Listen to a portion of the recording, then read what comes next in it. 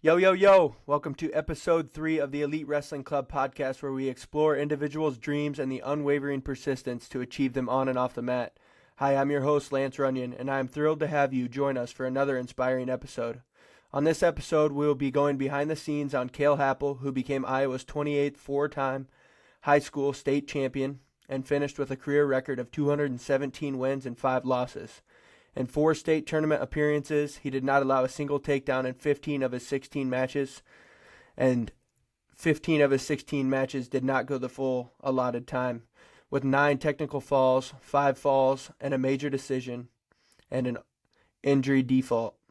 Happel now wrestles at the University of Northern Iowa, where he became a 2023 NCAA qualifier.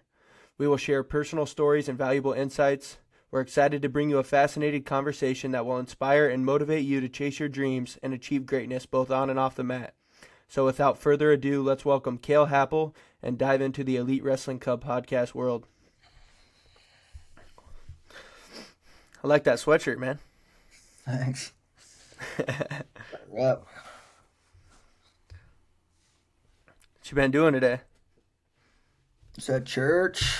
Went to Cottonwood Canyon for a little brunch.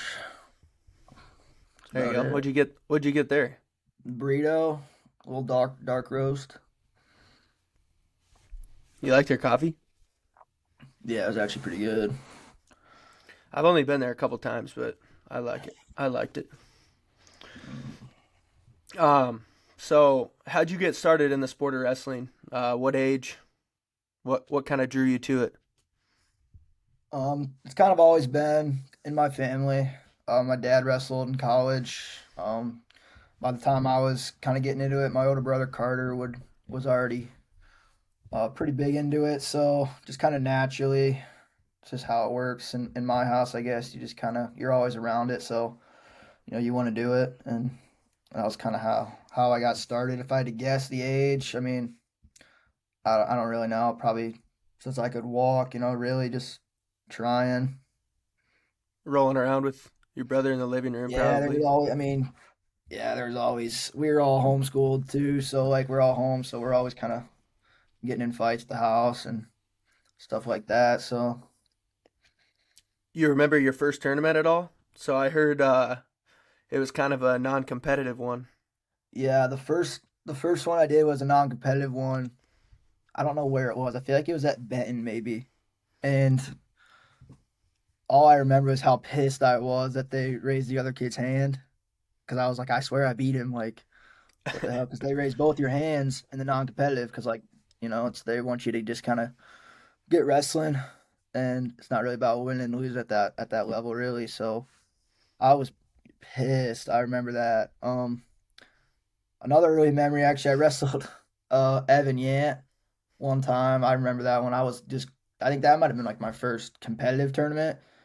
I was just crying like a baby the whole time. He was just kicking the crap out of me, and I just like did not want to be there at all. Like it took a lot for me to even be wrestling at growing up. I didn't like it as much as my two brothers. Carter was really good as a youth, and so was my younger brother Quincy. They were kind of staples at, and they'd win pretty much everything. As I'd get maybe second or third most of the time. So I didn't have that natural love for competing or wrestling growing up, and there'd be often weekends where I'd just take it off, and those two would go out Yeah. and wrestle and win, and I didn't. It took a lot for me to kind of stay in the sport growing up like that.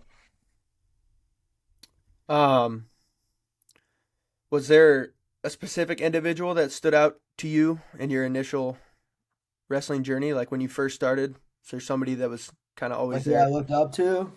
Yeah, I mean, a little yeah, I'd bit. probably say my brother Carter. He's 5 years older than me, so by the time I was into it, he was winning everything this side of the Mississippi, pretty much. He was kind of that dude, and then by the time I really got serious, he was already into high school winning, state titles. So I would say him more so. Metcalf was my favorite, like wrestler growing up. I just, loved the way he competed.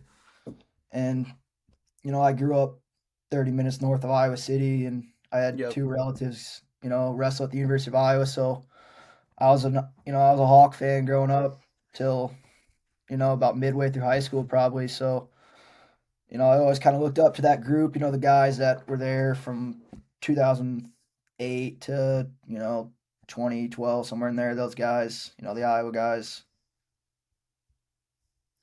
So you've kind of talked about your brothers a little bit. What's it like having a family of 11? Um, just growing up in your house, I guess. I don't know. I always like loud is kind of my normal, I guess. Like I'll go to other people's houses and it's like really quiet and like I can hear everything. It's just kind of weird to me because like my house, it's loud. We were all homeschooled. This is actually the first year in a long time that my mom has not had a kid in the house homeschooling. So That's crazy. yeah, we were all homeschooled. We all just kind of did our own thing. Homeschool, as in like, there wasn't a whole lot of schooling to be honest. We were a couple hours a day, and then we were outside playing pretty much, or fighting each other about something. So it was kind of just the normal. That's just what I grew up believing, and it was never boring. It was a pretty strict schedule for me growing up. My mom ran a tight ship. Yeah, your mom said that you spent a lot of your time outside, even though you're homeschooled. So Yeah, I think like I didn't realize because like in homeschool you don't have to go to like a physical every year, like get your doc. You don't do that stuff. So we didn't realize that I'm like I have 20/200 vision in my left eye without a contact in, so I'm like legally blind without my contact in. And we didn't realize that until seventh grade when I had to go get a physical to like play sports for at Lisbon. So I always like I hated reading. I couldn't read. I'd get a headache every time I would read because my right eye was doing like all the work. Like I couldn't. My mom just like she didn't understand why, and I swear she thought I was making excuses, but because she'd just make me sit there and read. But I didn't want to be reading. I just want to be outside playing or getting my hands dirty, playing wiffle ball with my brothers or whatever it was. That was kind of what I wanted to do. Thankfully, she kind of you know stayed on me a little bit. Obviously, I'm a college educated now. I can read, but it was yeah. hard growing up because didn't know. So obviously it was pretty competitive too. Was there any lessons or things that you learned just from those experiences, like so young? Like right away, it was super competitive in your house. I'm sure, just playing Yeah, games we and different things there's outside. And yeah, there's a lot of times my mom had to just shut down what we were doing because we were yelling at each other about being competitive. And Carter, my little brother, is so competitive that he'll just make up rules as we go that would favor him to like win the game. Like he just doesn't lose because he'll just make up some stupid rule about and then he'll win. So a lot of times it was just getting shut down early. We didn't even finish the games or stuff because it was just so competitive. No one wanted to lose in my house. It was just that it. And lessons I learned, I guess, was just being tough. Because I'm 5 years younger than my brother. Like I'm not gonna beat him in anything really. So yeah, being able to accept the loss and being ready just to do it again, I guess. what kind of games would you guys play outside? Our favorite was wiffle ball. We have like, our backyard is set up dang near perfect for wiffle ball. Like we built our own backstop and everything. Like we had an alley that ran through the backyard that was separated and hit it over the alley. It's a home run. And our neighbor behind the alley had like all these big pine trees. So like the ball wouldn't go very far. If you hit it over the alley, it's just gonna hit the trees and fall. Everything was set up just like perfect for wiffle ball. So that's pretty much what we did the whole time was just playing wiffle ball in the backyard. We had like our own pitching mound and we built a strike zone. Like everything was Dang. pretty official. So were there other sports that you did as a kid? I mean, did you play baseball? Yeah, growing up I did baseball, football. I only played soccer for a year. My dad didn't like soccer as much as the other sports, so only a year. But yeah, I grew up playing baseball. I actually liked baseball a lot. Played it till sixth grade, then realized if I wanted to wrestle freestyle in the summer, that baseball probably wasn't a possibility. So I stopped doing that. Football, I played, all the way. Actually, I didn't. I ran cross country in middle school, and instead of football. So I ran cross country and track.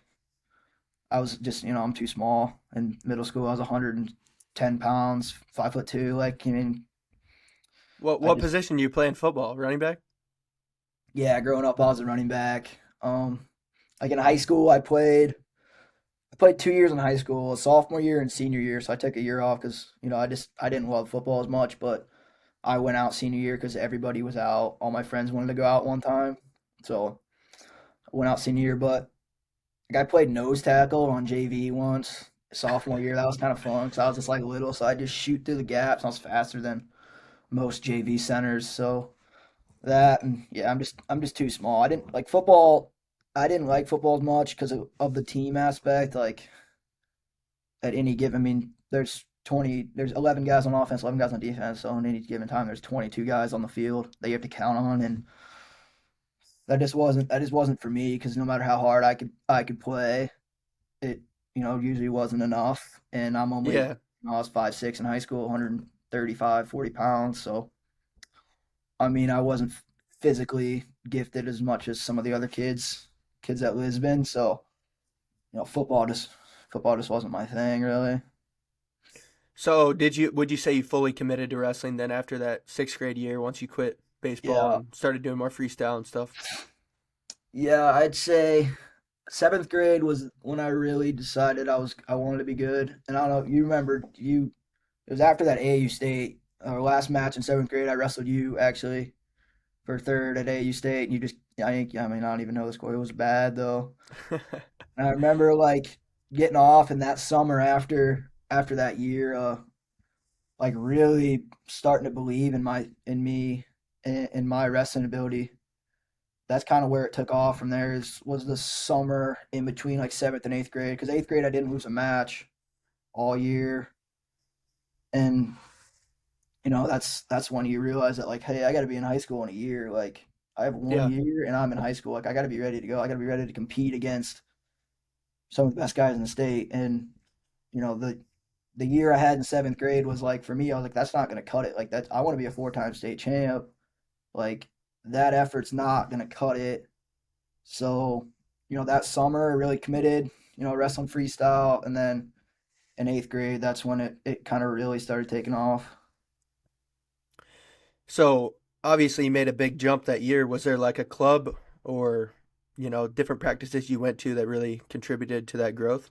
Yeah, I was at Eastern Iowa at the time, and Joey Slayton was the head coach, and Jim Kelly was the assistant. I owe a lot of that credit to Jim Kelly. He runs a jiu-jitsu practice down in Iowa City now. He's a black belt. He's a pretty good guy, but he was the assistant coach at Eastern Iowa at the time, and he was the one that really got me to like believe in myself. Like he'd tell me every single day that I was the best man in the world. I was the best in the world at my weight class. Like every day, he would tell me that. I mean, he was pretty hard on me. Pretty stickler. Not letting a whole lot of things slide. And I owe him a lot of credit um, to how I developed that year. And then that's just kind of how it was at Eastern Iowa too. At Joey Slayton, he's one of my favorite coaches I've ever had. Um, really pushed me that summer, and going into that eighth grade year, freshman year, those guys were who I was leaning on. When going to club was kind of just an everyday thing. Even during season, there's days I'd double up. So it's just kind of Who were how some guys that you wrestled with, like partner wise? down in club. Um, like Cam Shaver was there. He went to Cedar Rapids Kennedy, wrestled Iowa a couple years. Um, During that time, it would have been like Keeter was there, Ben Keeter, Hunter Yep. Garvin. Those guys were down there still at that time. Obviously, the Lisbon kids, like Kobe Seabreg. That was I don't know. There's definitely more. It was a pretty tough room. Like Nakaborns were there for a while. Yeah, It I was mean, I remember, and then it kind of, I mm, don't know if they changed the name or changed where it was or no, they just like Eastern Iowa's kind of. had like a different head coach every year, and I think Topher Carton's still down there. I had him for maybe a year in high school. I think he's still there. But yeah, I don't know. They just a lot of different people in charge. I don't not couldn't stay very consistent, but I owe them Yeah. a lot of credit to my development early on. So what kind of tournaments and stuff did you go to early on that you remember? Like, did you do a lot of traveling, national tournaments, stuff like that? Uh, Growing up, no, it was pretty much in Iowa the whole time. We went like every year. We go to down to the elementary duels in Tennessee or Yep. over in Nebraska for like the middle school duels or whatever. But that was kind of it. I stayed in Iowa. I didn't get a whole lot of national competition. Usually the only time I went out of state to wrestle was like one national tournament growing up, or I was freestyle and I went to Fargo. That was pretty much it. There wasn't a whole lot of traveling around everywhere as a kid.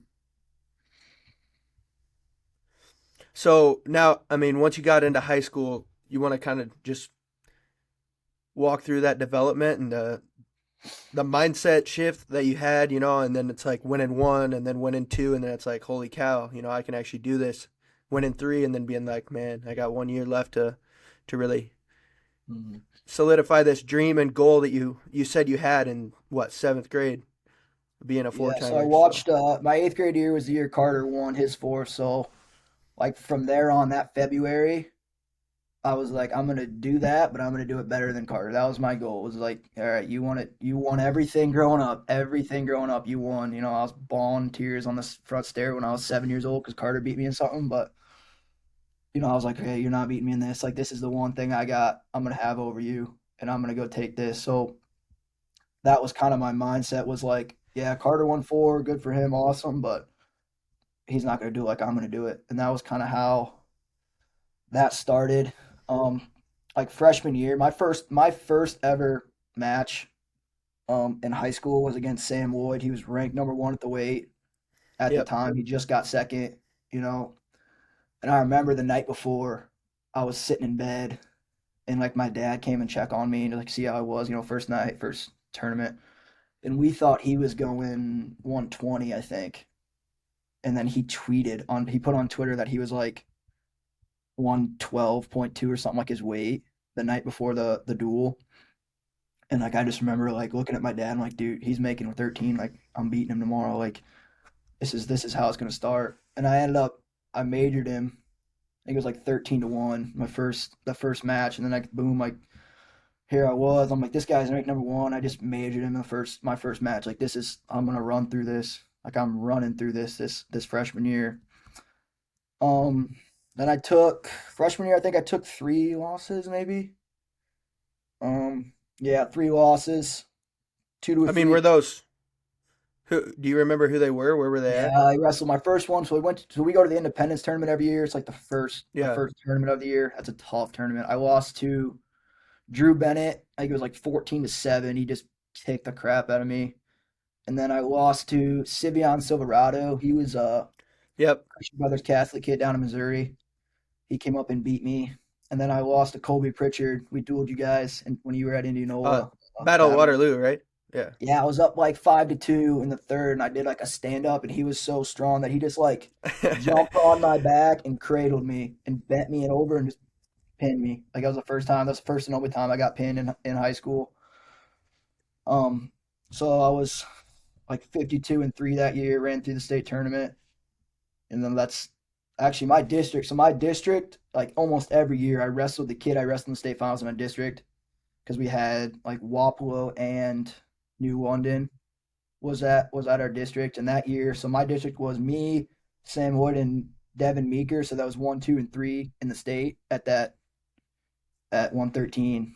So like 1, 2, and 3 at the one district. So obviously one guy's not making it through. And I think I teched them both at districts, and then Meeker beat Sam Wood. So Wood didn't go, and then I wrestled Meeker in the finals that year, teched him again, and then like sophomore year, I wrestled his cousin Daniel in the finals, and I teched him that year too. Sophomore year, I lost twice. Aiden Reeves beat me at Solon, and then Silverado beat me again at Independence in the finals. I was winning, and he like double overhook and like threw me. Apparently, he made the junior Greco like national team that year, Yeah. girl team. No one told me, but and he just No double one told overed you it. not to go upper body. Yeah, no one did. But he double overed and put me back. I lost, so I was 2 losses that year. Um, one state, and then junior year. I still think about junior year because, like you said, that's the one. I had one match in the state tournament that didn't go. That was less than was more than 6 minutes the whole time. It was a Yep. 14-point major in the finals. Like 14-point major. I'm still thinking about it to this day. Like it still pissed me off. I wrestled Logan James. I wrestled him both junior and senior year in the finals. Underwood. Yep. Yep. Underwood kid, and I 14-point majored him and I still think like it still pisses me off to this day. But so the next year I wrestled him and I actually told everybody in the back I was gonna inside cradle him and pin him. Um I said first period. I almost had it in the first. I had an inside cradle first period, almost pinned him, and then I inside cradle him in the second period, pinned him. And that was it. Junior and senior year, I was undefeated both years. Um, had some pretty good wins. That was like that Independence tournament is kind of where I made my living, honestly. That junior and senior year, because I beat You wrestled junior. I beat Rachi, right? Yeah, I beat Ratchie in finals junior year, and he was ranked like 15th in the country at the time, and so that kind of propelled me to Yep. like the national ranks. That was the first time I ever like really saw the national rankings. And then senior year, I beat Ratchie again, and I beat Ryan Soto. I think his name's Soto. Um, he was ranked second, and Ratchie was like 11th at the time. I don't know what I was. I was top 15, I think, but I beat both those guys, so I jumped up to like second in the country. Um, at 38, my senior year, and that's kind of how it ended my high school career.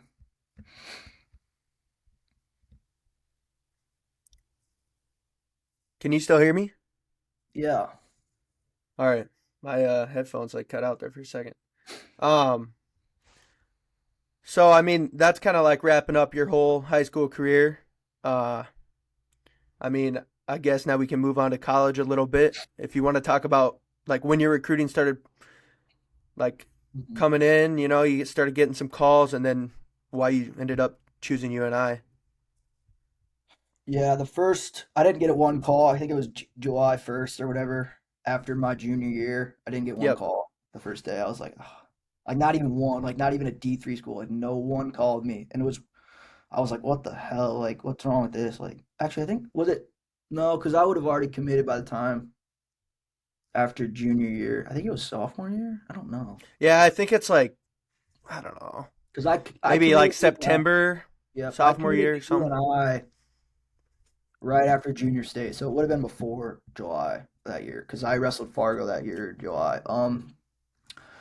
But yeah, not one call whenever the first day was. And then I got a call day two. It was from Brown University, Ivy League. Um, they only called me once. I don't know why they didn't call me back. Might have sent me my transcript or something. Must not have cut. Maybe cut. But and then Doug called me. I think a couple days into the recruiting process and gave me the pitch. He kind of shot out. I think I got a theory that a lot of people just assumed I was going to Iowa, and that was kind of like I had two different coaches ask me. The first thing they asked me was like, Are you going to Iowa? Like, if you're going to Iowa, I'm not going to waste my time." And I told them no. Like, I was pretty open to everything, and I'm not going to talk down on Iowa, but it just wasn't for me. Like that was there's not one point in time like during my recruiting phase that I even thought about going there.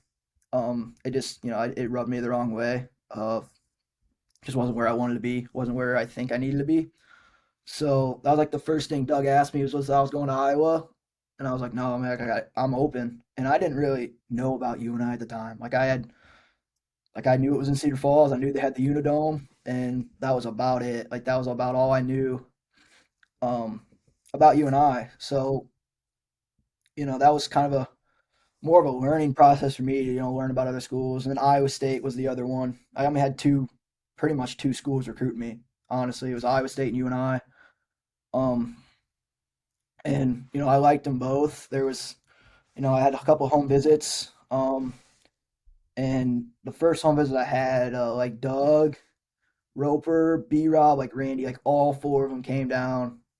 And they sat on my dining room table and they just pitched the crap out of this place to me. And I was like, dude, like that seems awesome. That seems like where I want to be. And like I hadn't even stepped foot on campus yet. Like I just met three of the coaches for the first time. Like I knew who Doug was, but that was kind of how it started.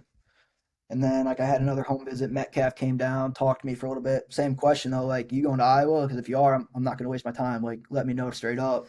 Yeah. So I didn't actually visit Iowa State. I had a visit. So junior year, I don't know when it was, but I went on a visit to UNI. I almost actually had begged Doug to go on the visit because I was like, yo, I want to take a visit, and he was like, I got this date set up right now. We got three other guys coming. I was like, all right, sick, I'm there, and it was like a Wednesday morning, and the visit was like scheduled for Thursday night. I was like, all right, I'm clearing my schedule, I'm coming. And then so on that visit, you guys dueled Iowa State, and that was the year you guys beat him in West Gym. Isley rode out Gremmel in the third period, and we Yep. go and beat him. You guys won the duel. It was pretty sick, and it's kind of hard not to be like unbiased because I'm on a visit. Like I'm not. Yeah. I'm trying not to cheer for any team because like I'm getting recruited by both these teams here. So like I'm just kind of sitting with my family and trying to observe the duel, and that's like all I remember was how rowdy it was, and there it was hot in the West Gym. I was like, this is awesome. Like this is awesome. And then that's pretty much. I mean, that's pretty much where I wanted to be. So I took my time, another month or two, and then after I had a visit planned. To Iowa State just for a day trip on like a Sunday. So I went to UNI. I was UNI from Thursday to Saturday morning, and then like the AU State tournament was that Saturday, and I had to go. No, I was just there. I was just there to watch, and then like I was going to Iowa State that Sunday since I was gonna already be in Des Moines, and I did the UNI visit, and I told Coach. I actually saw Coach Dresser at on Saturday in at AAU State in Des Moines, and he was like, "You excited for tomorrow?" I'm like, "Yeah, I'll see you guys then." I'm setting everything up, being friendly, and then I I canceled the visit. Like I that Saturday night, I was like, I'm not like this is where I want to be. I want to be at UNI. I don't even want to visit. I'm not gonna waste my own time. Like everything I wanted in a school was at UNI, and I was like I'm not gonna waste my own time. So I canceled the Iowa State visit. Called my parents on the drive home from AU State and told them I was going to UNI. Like, there's nothing they could do to convince me otherwise. So I'd only taken one visit. My mom was like, "You sure? Like, you got four other visits to take. Like, let's take our time." Because it was still early in the process too. It was junior year of high school, and she was really adamant that like maybe I wait, wait and see if other schools want me. I was like, "Mom, like this is where I want to be. Like, there's nowhere else in the country I'd rather be than Cedar Falls, Iowa." So canceled the visits, committed 2 days later, and then I was the first in that 2020 class to commit. And then I haven't looked back. I haven't had one single doubt of where I want to be, and it's been awesome so far. I've been super blessed to be up here in Cedar Falls. So, I mean, were your parents kind of like shocked then? They didn't really know. They kind of left it up to you Mm-hmm. and making that decision. Yeah, they like. I mean, like I said, we're Hawk fans. Everyone in my house, not really anymore, but growing up, that was what it was. I was wrestling on Saturday night. We were clearing our schedule and we were watching it on TV. So yeah, I think there was a little like hesitation, like, are you sure? Like, let's take other visits. But I mean, thankfully, I just didn't listen. you know, Yeah. I there's mean, I times. re- I remember when like they came and I mean, they were giving me the pitch too, and it was like, yeah, like I'm going. Yeah, And I hadn't discussed it with my parents, like nothing, and just sitting there, I was like, yeah, I'm going. Because like I knew that's where I wanted to be. I mean, it was actually pretty similar to your thing. mhm, Like I had other visits lined up and things, and I just was like, I don't care. Like this is where I want to be. So, yeah, yeah. but Like, I it's just mean, like funny. Like your parents are like, "Whoa, are you sure?" Like that yeah. I mean, you're a was junior in high quick. school. I was probably 17 at the time. Like, this is a life decision where you are, from 18 to 22, 23 years old is like the most influential time of your life. Like that is when you become a man. That is when, you set your life up to move forward. So seeing Doug Schwab, just how he handled life, how he approached life.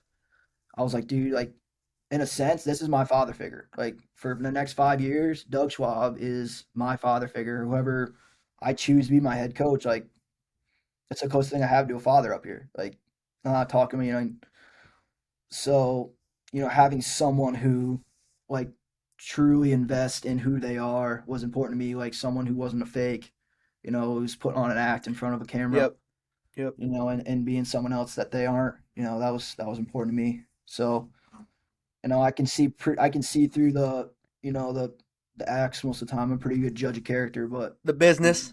yeah, it was a business decision, and Yeah. that's how I approached it. Um. So do you want to kind of walk us through your first year? I mean, you started right out of the gate, right? I mean, you didn't redshirt. Yeah, we had so they had that COVID year. So I didn't redshirt that year. I just kind of wrestled matches. Had a couple extra matches. Did a wrestle off. Got beat by Bennett again. That freaking dude beats me every time, but he beat me twice that year in a wrestle off. Like both times in OT or something. Both times late off my shot. Like I remember both of them, and I was like, dude, seriously, like this is how it is. Like my shot, my situation, both times I was so like after the second time I was just so broken. I was like, dude, seriously, like twice. So that was kind of I only wrestled like 6 matches that first year. Didn't just going with the team, traveling with the team. It was a pretty Yep. good experience. That was kind of all that really happened that year. Yeah. I mean, but then there was a lot of again like another growth year. There's a lot of development that Mhm. happened going from that first year to second year. It's like Yeah, Cael your Happel, first. is he going to redshirt? Because like COVID Yeah. year, nobody really redshirted. So that first year was just Mhm. I don't know. Yeah, so my whole class like had that option to redshirt that second year and be here for 6. So, I was in a red shirt to start the year, and unfortunately like Basil got really sick. Like he could barely wrestle. So like the doors kind of opened for me in a sense. Like there was a couple guys that were there and I did what I could to separate myself and eventually win. I remember having the conversation with Doug because I was still in red shirt and we were going to go down to Missouri for the first duel. And I was like I haven't heard anything. Like I'm like obviously the favorite. Like I've beaten the other couple guys. Basil really can't wrestle. Like he's been pretty sick, been pretty beat up. Like it's just like everything was the cards were aligned for me to wrestle. So I went to the office. I was like what's the deal? Like you guys leave in 2 days. I haven't heard one thing. Like am I going? Like what's the deal? And he said, as long as you're ready, we're going. Like you're the guy. We're gonna pull it. You're ready to go. Let's go. So I was like, hell yeah, like I'm in. Let's go. And then like that first duel, I wrestled Alan Hart, who was ranked like 11th in the country, and I was down. I was down like 6-1. Came back and beat him. And that was like the first like here I am. Like again, kind of like a high school thing. Like wrestled the number one kid in the country or the state, beat him up, and now I'm like here I am, first college duel match, beat the 11th ranked kid in the country. Like let's go. Like this is how it's gonna go. Then I lost my next match like 3-1. I was like, oh, welcome to college. Like things don't go your way. And then Yep. had an okay year, I guess, going that second year here, being the first to lineup. Kind of short of my expectation. Um, went 0-2 at the Big 12s, common theme, but then didn't get an AQ. I was first alternate, so I was the next guy in line. Get an AQ that year. So I had to go to the national tournament in Detroit, watch it, make weight that first day, just in case something happened. And that was actually the first national tournament I've been to. Like I didn't go to any of it in high school. I was supposed to go in 2020 and it got canceled. But it's like being there, kind of watching it firsthand, watching how the guys who won handled that tournament. That was kind of what I was there for. I had a different perspective now. So it was a good experience that first year. I think that's where you really learn about yourself is being in the lineup. That's the best Yep. teaching tool in college is wrestling, competing, being in the lineup, making weight, like doing everything that everyone else is doing. Um, and then the big jump came, obviously last summer. After that first year, a lot of disappointment.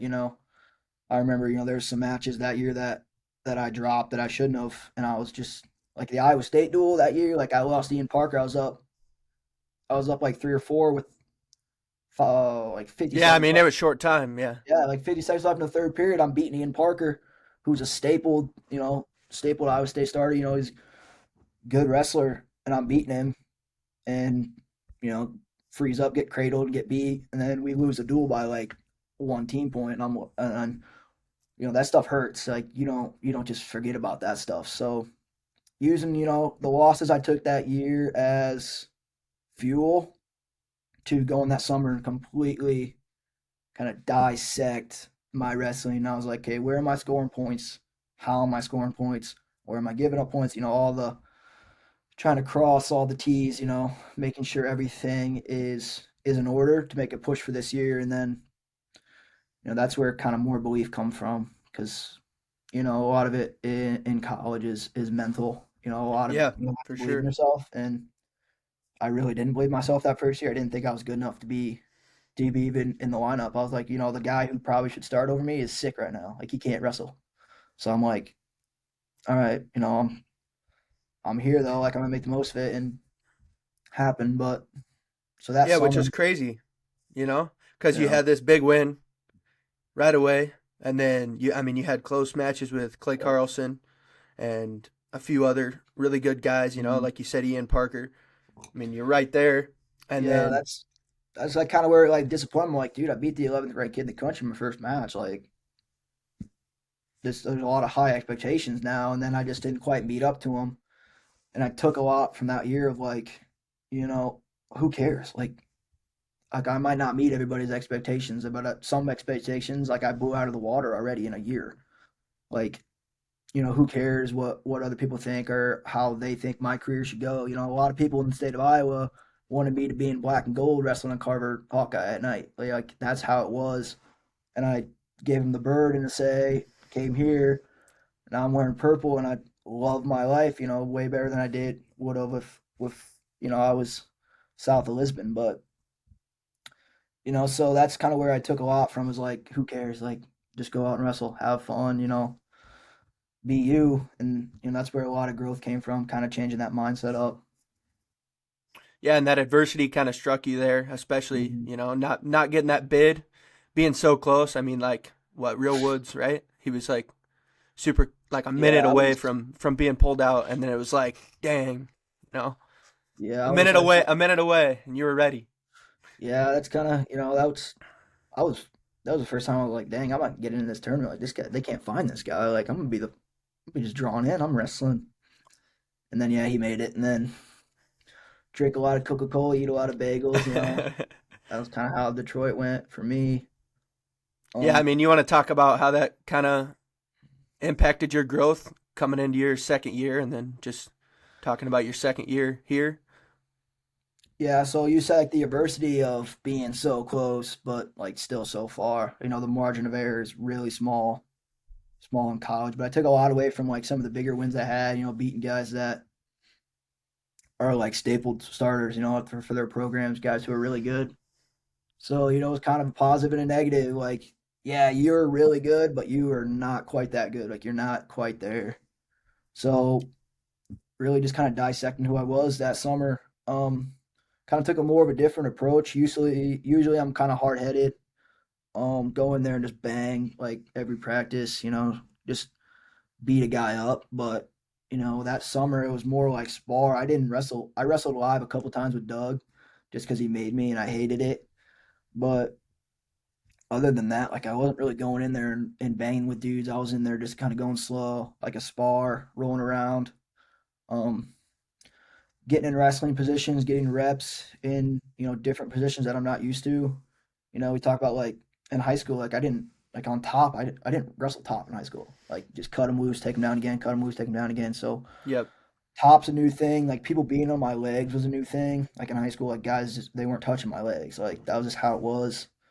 Um, so learning how to kind of defend my legs is kind of a new concept for me, and it still kind of is.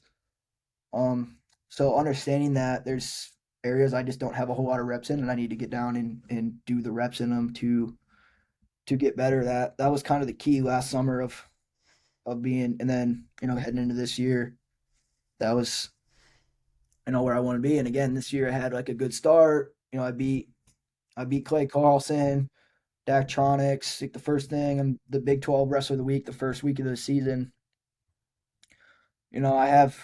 I go into Vegas as the 11 seed, make the finals, beat a couple of ranked kids, lose in the finals to Hardy. But like I'm having a good year, like right away. A lot of expectations are high, and then you don't quite see the path all the way through. I guess in a sense, kind of falls off, tapers out in March the last couple of years. So So you have that go go go style that you were kind of talking about, just banging. Um, and that's definitely something that wears your opponents down. So is that something that you've developed, or is that just kind of how you've always been? as far as I can remember, that's kind of how it's been. That was something I kind of developed in the sense of that goal being a high school four-timer, but better than Carter. Carter won a lot of matches, but he wasn't dominating dudes. So I was like, all right, I'm gonna go put up 15 takedowns on this guy, beat him up. So that's kind of how it came about. In high school was just knowing that I was way better than this kid. I'm gonna go show everybody how much better I am than this kid. So that kind of style has always been, as far as I can remember, kind of a part of me. And it's slowed down a little bit in college. Things get harder. Like you Yeah, can't just for snap, sure. you can't just snap a guy down and go behind him in college anymore. Like it just doesn't work. Yeah. So And at like you least said, I mean, top wrestling's a lot more of a priority. yeah, I mean, top, bottom, and then mhm, also being able to defend your legs too. So, yeah. what is your mindset before matches? Is there like different tools or things that you use to stay calm, present in the moment? Whatever it is for you that helps you tick, I guess. I try to just stay as calm as possible. Like I read something one time about how like when Japanese samurai would go fight, they would try to think nothing, like be just so calm that they don't that nothing's in their mind. And I feel like that's when I wrestle my best, is when I don't really think. I kind of black out when I wrestle, and I don't really know what happens until like after I get off the mat or I rewatch the match. Like people ask, "Well, like, hey, nice shot." I'm like, dude, I don't even know I shot. Like that's when I wrestle my best, is when I just get in that flow state of mind, and it's hard to do, and it really doesn't happen until you shake hands and the ref blows the whistle, where you just kind of, Hmm. and it's on, and I'm in that mind. But before I'm out there, I'm trying to just stay calm. I know I'm warmed up. I know I'm ready to go. So, reminding myself that, you're ready for a war right now. Let's go make this a war.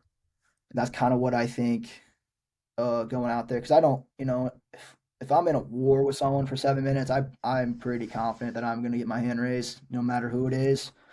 And obviously, there's guys who you have to game plan for a little bit, who are really good at some things. So Yeah. makes it a little more technical. But for the majority of the time, I think, I'm just going to go out there. I'm going to make this a freaking 7 minute war. This kid does not want to be in here for 7 minutes with me. So that's kind of what I'm thinking before I go out there, just trying to stay calm, understanding that it's okay to feel nerves in the back, but when the ref blows a whistle and, we shake hands, it's go time. So you've talked a lot about confidence. You think that's something that you've developed just trusting in your training, putting in the time, knowing that you've put in the time, and then just being able to go out there and showcase it and really force your will on the other guy. Yeah, you have to, like, I say wrestling's really mental, but like I believe that if you're not doing the physical part of it, wrestling's not like, you have to, yeah, it's mental. It's like, but if you don't have the physical abilities and like the training that you talk about to back it up, then it's not mental at all. Like you're just not ready to go. Like I Yeah. can't be confident. Like if I go wrestle the Big 12 tournament tomorrow, like am I going to be as confident as I was if I had a full season leading up? No, because you put in the work, so you can lean on all the work you put in during the year. So that's kind of where the confidence comes from. Yeah, is knowing how much work I put in, knowing the attention to detail I do. Um, the hours Yeah. of repetitions, and yeah, it comes in if I know I'm better than you. Like I'm gonna go prove it right now. Yeah, that's huge. Especially that all knowing all that time too and being able to put it in. Like you said, I think that's one area I kind of struggled with this year, especially is just like Hmm. knowing I haven't been able to put in as much work or much time, and it wears on you for sure. So what are some of your daily habits, like in and out of season? Some routines that kind of keep you on track. If you want to walk us And through like a day or yeah, like in season, it's a lot easier to stay on a routine because you have like a goal. So like during this transition time, we've been like what a month out yep, from NCAA. So I'm still kind of transitioning into like what my day's gonna look like. But during season, it just really depends on the day of the week because the classes are a little different each day. But usually starts off with reading the Bible, um, going to work out, um, then classes. It's pretty consistent. I'd say pretty consistent to a strict schedule during the season as far as the like what I'm doing, when I'm going to bed, what I'm eating. Like everything's pretty. I try to keep it pretty strict. Um, then right now, like off season, like I have a homework assignment planned the rest of the day. Then like what am I gonna do?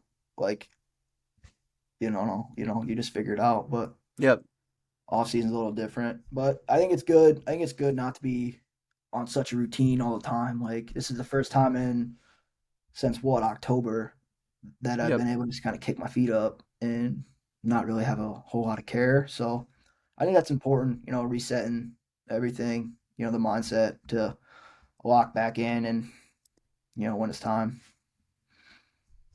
I mean, you want to talk about your faith a little bit? I know that's the first thing you said that you like to do in the morning. So Yeah, I've always grew up in around faith, my whole life. So it's been a part of who I am for, the 21 years I've been on this earth. So yeah, leaning on faith a lot. Um, yeah, reading, going to church. I meet with Ken one-on-ones, the Bible studies during the year. Trying to be the best kind of version I can be to be like a light for some of the guys on the team. If they have questions, um, or anything. But I lean on my relationship with Jesus, with God, to kind of guide who I am. And we've been talking a lot about in church lately about like really putting into perspective of like, are we trying to be really successful? Like, are we trying to be really faithful? Like, there's two different things. Like, you can't be like worldly successful and be really faithful to God at the same time. Like, you have to kind of sacrifice things. So I lean on that, and it's really easy to relate faith to wrestling. They kind of go hand in hand. Like, you have to have the same disciplines. Like, you can't far if you far too away from the path of it. It's not hard to get back on it, but in a sense, it is. You know, so it's really easy to relate. We'll sit there in Bible study, and pretty much everything we read just relates to like wrestling. Like that's how we relate it to. So I have a lot of faith just kind of tied into wrestling. yeah, and we both led a Bible study this year, and I think that kind of helped us too, being able to come up with different scenarios and examples and ways that we can connect those words in the scripture to everyday life, and especially wrestling when we're trying to help other people develop and grow in their faith too. Yeah, you have to take Um, kind of a different approach to reading the Bible. It's not more for you. It's like, okay, how can I take this section and make it more relatable to someone who may not understand it as much as I do. So, that was important to grow. yeah. Do you have any like superstitions or anything you feel like you have to do like on meet days? No, I try to like Doug will always say stick to your routine, and I try not to have a routine at all because like I just like to go kind of with the flow. Um, like pre-meet days, it's kind of the same little warm up, same little get down to weight thing, but I only do it because it works. It's not like if I didn't do it, it wouldn't phase me because if I go with Bisco, it's different than when I wrestle Howard, during those pre-meet Yep. days. So not being alarmed if like I don't like 'cause if I like want to have something specific and if I don't have it, like I'm not gonna wrestle the same. Like that's what I'm trying to avoid. So yeah, not really. I try to kind of just be really free and like, cause you never know, things change. Like if I have if say cause I wrestled behind Bisco this year and 50% of the dual meets, the match didn't go 7 minutes. So, if I have a routine to dig down to like, okay, I'm counting on 25 and 33 to go 7 minutes, that's, 15-ish minutes, then like what happens if Bisco goes out there and pins him in the first period, then I don't have my superstition routine down. And I'm just like, okay, well, what then what? So, yeah, I try to just be kind of open, um, not really relying on anything to keep me on track. But I feel like that's a unique approach too. I mean, I feel yeah, like a a lot lot of of guys guys, have yeah, those like I listen, superstitions and things. yeah, a lot of people, have to do these one things, but like Parker talked about, he had the pair of socks every time, new pair of socks. But like, what happens if he doesn't get his new pair of socks? Like, I mean, Parker forgets things, he does. Like, what happens if he forgets? So I just try not to rely on something that if it doesn't go right, then not what type of thing. Is there a way you've developed that, or is that just kind of who I've you just are? never really had any superstitions, really. Um, there's nothing I do that like I try to do every single time. It's just, for me, it's let's go slap the mat and, ref blows the whistle. It's time to go. That's kind of how whatever I do to lead up to that, I don't care. As long as I know if I'm ready to go, then, whatever. However that is. That's good. I like it. Um, so I guess a little more like hobby kind of questions outside of wrestling. What's it like being the team barber? Dude, it's kind of challenging sometimes because you catch a lot of flack. I'm not even gonna lie. Um, because you mess up one haircut, like everyone makes fun of you. But I don't know, it's kind of a learning process. When I started, I bought him to cut my own hair because I was like, I'm done. I'm done going to the barber. Haven't been to you know, I haven't got my hair cut by anyone else in the last 3 years. I've cut my hair every time. Um, but then yeah, it kind of turned into other people wanting haircuts. So I've got a pretty good list of clients now. Um, Who's the most frequent one? frequent. Baby G gets his haircut a lot. He likes it, shorter and well maintained. So I say I cut Baby G's probably the most out of anyone on the team. But I pretty consistently cut like Bisco, Thorpe, some of the freshmen like Volker. I'll cut his hair a lot. But yeah, you like I said, you mess up a little bit, like you're gonna catch a lot of flack. So you got to be like really articulate. And I'm not the best barber in the world, so like obviously I'm gonna mess up sometimes. Sometimes it's not gonna be as professional as some of the other haircuts people get. So I don't know. It's all right though. I enjoy cutting hair, and I do it for free because I don't want people just the same way I did it. I was like, I'm done paying someone $35 to get a haircut. Like I can do it myself. So Yeah, yeah, if you need haircuts, let me know. I'll come cut your hair for free. And you're a college kid. You don't need to be paying $40 for a haircut. yeah. I mean, hey, the more you cut, the more experience you get, the That's what I'm better you're saying. at.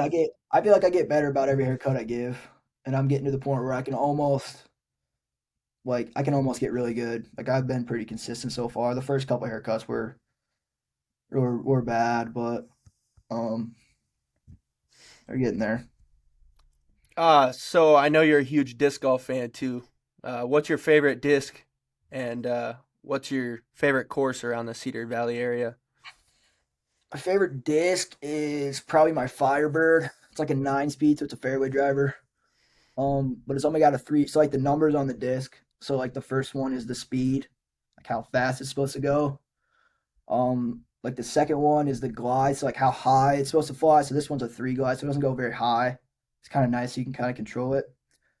And then the other one is like the turn. I think that's how much like in the air it's supposed to move. Like when you Yeah, throw it, this one's like a zero turn, so it goes like if I throw it straight, it should go straight. And the last one is the fade. That's how much it's supposed to like cut at the end. So if I throw a backhand, it's supposed to cut to the left. If I throw it forehand, which is like a sidearm pitch, it's supposed to cut to the right. So it's like a three, I think. and it's just pretty nice. I like throwing it because it's pretty stable. I can kind of control it, put it where I want it, and yeah, that'd be probably be my favorite disc. Course, I don't know. I like Big Woods a lot because it's really hard. But I've been to Waverly a couple times already this year, and that's really nice because it's kind of a mixture of like being really open, which is nice because you can throw the disc hard, Yeah. and being a little woody or like some tunnel shots, which Big Woods is like really woody. It's like in the forest, so it's hard. You have to really control where you put the disc or where you throw it. So playing like an open course every now and then is fun because you can just like step up and just throw it as hard as you can and see how far it goes. So Yeah, those are Big fun. Woods, it's like you're chipping away kind of because sometimes, I mean, there's that like little valley where the, Mhm. the trees are just lining up to the shot. It's like, Yeah, but that's what makes it fun because like there's potential to be like have a really good round at Big Woods, but there's also potential to be like just so far over par, and that's kind of what's yeah, fun about it. And it's close, I'll, so I'll have to hit up that Waverly one once I can play again. yeah, it's actually a really nice course. Fan question. Who's the best disc golfer on the team? It honestly nowadays it depends on the day because it's either me or Parker. Parker's really good sometimes, but the other day I definitely played better than him. So it kind of just depends on the day or where we're playing. Because like if we play at Big Woods, like if we played 10 times, like it'd be a different outcome every time, because Yeah, this is how it is at Big Woods. But if we play like somewhere else a little more open, he can definitely throw it farther than me, and he's got a little more control. So yeah, it just kind of depends on the day, honestly. But it's either me or Parker. There's no one are, else that's even really close, to be honest. are there other hobbies that you enjoy doing on your free time? Not really. If it's nice out and I'm free, I'm probably on playing disc golf somewhere. So All right. Um, so what are you interested in after your career is over? Like, are you wanting to coach? Are you wanting to, dig into your major a little bit and find a job relating to that? Or yeah, I don't know. Like I'm an accounting major, so if I had to guess, like that's kind of how I've been setting my life up to kind of transition and be an accountant somewhere. Um, if there's opportunities to coach wrestling, then obviously I'd probably rather do that. Um, but like coaching high school wrestling is probably not going to pay the bills as much as being an accountant will. So you kind of got to that's fair. kind of have to get a reality check that might not be an option right away. But yeah, if there's like options to do it, I wouldn't be opposed to going to coach wrestling over being an accountant. I feel like that might be a little more fun. For sure. Um, do you have any, well,